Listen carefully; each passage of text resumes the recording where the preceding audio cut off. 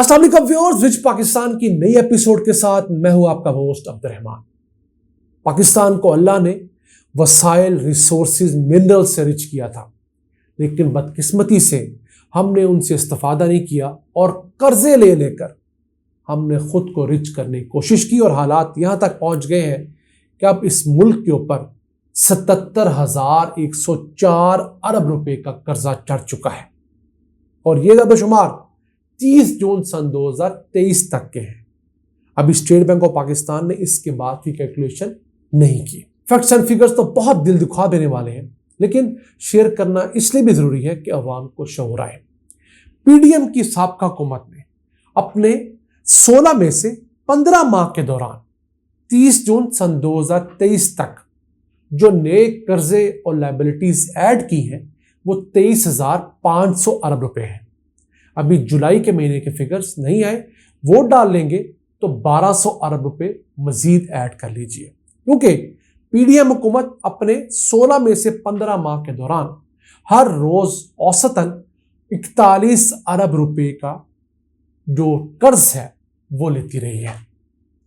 यही शरह पीएमएलएन के साबका टन्योर जो कि 2013 से 18 था, सिर्फ 5.5 अरब रुपए रोजाना था। पीटीआई के टन्योर में 42 माह के दौरान ये 14.5 अरब रुपए रोजाना था, जबकि पीडीएम के दौर में 41 अरब रुपए रोजाना हो चुका है। आप सिर्फ जंप देखिए, और ये जंप क्यों है कि हमारे अखराजात ज्यादा हैं, हम लोग अमीरों से टैक्स नहीं लेते और यही वजह है कि मुल्क के अंदर अब सकत नहीं रही कि हम अपने कर्जों का सूद ही अदा कर सकें। पिछले साल हमने एक मालियाती साल में 5,831 अरब रुपया सिर्फ सूद अदा किया है। आप इस फैक्ट को सिर्फ सोचिए, यह रकम पूरे पाकिस्तान के जितने तरक्याती बजट थे, सूबाई भी और वफाकी भी, उससे 2 गुना से भी ज्यादा है। जो रकम तालीम पर, सेहत पर, ट्रांसपोर्ट पर, नहरों पर, डैम्स पर लगनी चाहिए थी, वो हमने सूद की मद में दे दी और खदशा है कि रवा मालियाती साल में यही सूद बढ़कर 7,500 अरब रुपए हो जाएगा। पीडीएम की हुकूमत इस मुल्क के साथ क्या करके गई, वो आहिस्ता आहिस्ता परतों में खुल रहा है और ये सारे figures state bank of Pakistan के, किसी पीटीआई के या किसी और हुकूमत के सोर्स के नहीं है। अगर बात करें पीटीआई की, उन्होंने 42 माह हुकूमत की और उस 42 माह में 22,700 अरब रुपए के कर्जे और लायबिलिटीज ऐड की, जिस पर पीडीएम ने बहुत शोर मचाया और बनता भी था। लेकिन जो काम उन्होंने 42 माह में किया, वो काम इन्होंने 15 माह में कर दिया, उसको ये क्रॉस कर गए। तो क्यों हो रहा है इस तरह कि हमारे पास हुकूमतें सख्त फैसले नहीं ले रही। नादरा के साबिक चेयरमैन तारिक मलिक का एक ट्वीट मौजूद है। उन्होंने कहा कि हमने डाटा की मदद से पाकिस्तान में 4,30,00,000 ऐसे अफराद को आइडेंटिफाई किया है, नामों के साथ, उनके पतों के साथ, शनाख्ती कार्डों के साथ, कि जो लोग हर माह 1 लाख रुपए से ज्यादा कमाते हैं लेकिन टैक्स नहीं देते, इनकम टैक्स। हालांकि पाकिस्तान के लॉ के मुताबिक अगर आप नौकरी पेशा हैं तो 50,000 रुपए की आमदन जैसे ही आपकी होगी, उससे ऊपर आपका इनकम टैक्स कटेगा। बाकी मद्दों में भी आपको टैक्स देना होगा, जो आप सेल्स टैक्स दे रहे हैं, बाकी टैक्स। यही चीज कारोबारी लोगों पे भी अप्लाई होती है, लेकिन कारोबारी लोग चूंकि खुद डिस्क्लोज नहीं करते तो उनको टैक्स देना भी नहीं पड़ता। अब ये 4,30,00,000 पाकिस्तानी खवातीन और मर्द वो हैं जो आमदन कमा रहे हैं। आप अपने शहरों में चले जाएं, ऐसे ऐसे बर्गर वाले, शवारमे वाले हैं जो रोजाना की लाख रुपए की सेल करते हैं लेकिन 1 रुपया टैक्स नहीं देते। इसी के अलावा आप चले जाएं, प्लम्बर ऐसे हैं, इलेक्ट्रिशियन ऐसे हैं, वेल्डर ऐसे हैं, एल्युमिनियम में काम करने वाले, ग्लास का काम करने वाले, जिनकी लाखों रुपया रोजाना की सेल है, टैक्स नहीं देते।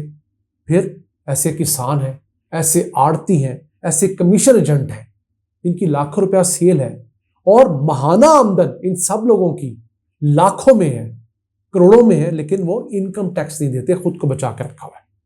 बदकिस्मती देखिए, हुकूमत को पता है कौन सा शख्स, कौन सा शनाख्ती कार्ड, कौन से पते पे रहता है कितने लाख कितने करोड़ रुपया कमाता है, लेकिन उससे टैक्स कलेक्ट नहीं कर रही।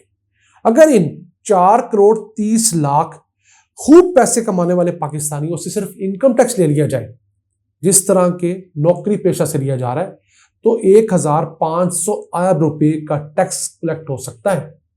ये कुछ छोटी अमाउंट नहीं है। पिछले साल पाकिस्तान का तरक्याती बजट सिर्फ 700 अरब रुपए था, यानी हमारे फेडरल तरक्याती बजट से 2 गुना ज्यादा रकम इन तगड़े लोगों से कलेक्ट कर सकते हैं। ये तो सिर्फ इनकम टैक्स की बात हो रही है, बाकी बहुत सारे टैक्सेस ऐसे और भी हैं कि जो जमा करने की जरूरत है। अब इस वक्त हमने बैरूनी दुनिया से और अपने बैंकों से इतना कर्जा लिया है, ये हमारी कुल मईशत का 91% हो चुका है। और हमारी ऐसी मईशत के लिए 50% से ज्यादा कर्जा लेना खतरे की घंटी होती है। खदशा यह है कि अगले 1 साल के अंदर पाकिस्तान की इतनी मईशत है, उतना ही हम कर्जा अपने ऊपर पाइलअप कर चुके होंगे। टोटल कर्जे में जो बैरूनी कर्जा है, जो IMF से लिया, वर्ल्ड बैंक से लिया और बाकी बैंकों से लिया डॉलर्स में, वो रकम PTI के दौर में 130 अरब डॉलर्स थी, अब घटकर 124 अरब डॉलर्स होगी, क्योंकि हमें पिछले साल लोगों ने कर्जे दिए नहीं और हमने जिनके मजबूरन वापस करने थे चाइना के अलावा वापस किए। हमारा डॉलर टर्म्स में बैरूनी कर्जा कम जरूर हुआ है, लेकिन अगर हम उसको रुपयों में कन्वर्ट कर ले तो वो हमारा बड़ा है। PTI दौर में 15 ट्रिलियन रुपए बनता था, 130 बिलियन डॉलर्स। अब चूंकि डॉलर 183 से 283 तक चला गया PDM के दौर में, 100 रुपए का इजाफा हुआ सिर्फ 15 महीने में, तो वही कर्जा 15 से बढ़कर 22 ट्रिलियन रुपए हो गया। 7 ट्रिलियन रुपए, 7,000 अरब रुपए बैरूनी कर्जा भी हमारा बड़ा है। और अलमिया ये है कि हम लोग इस कर्जे के लिए कहीं से कर्जा लेकर तो पैसे दे सकते हैं, खुद से नोट प्रिंट नहीं कर सकते, अपने तौर पे कुछ नहीं कर सकते।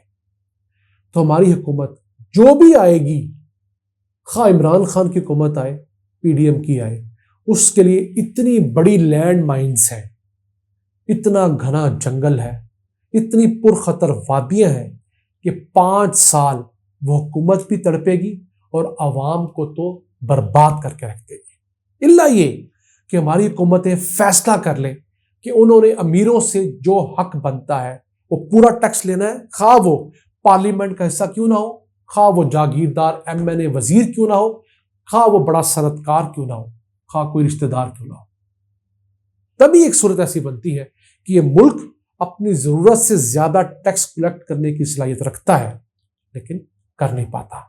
हम आपको अक्सर खुश की खबरें देते हैं, आप लोग कहते हैं ये तब्दीली नजर क्यों नहीं आ रही। तब्दीली इसलिए नजर नहीं आ रही कि हमारी जितनी आमदन है, तो इजाफा हम आमदन के बाद में करते हैं, उससे कई गुना ज्यादा हम नुकसान कर लेते हैं, कर्जे ले लेते हैं। तो ये था आज का एपिसोड। आप इस मुतालिक कोई तफसील जानना चाहें तो स्टेट बैंक ऑफ पाकिस्तान की वेबसाइट का लिंक मैंने डिस्क्रिप्शन में डाल दिया है, आप खुद जानकर देख सकते हैं कि कितने होशरुबा फिक्र से। इल्फाज के साथ अपने मेजबान अब्दुल रहमान को इजाजत दीजिए। अल्लाह के बाद।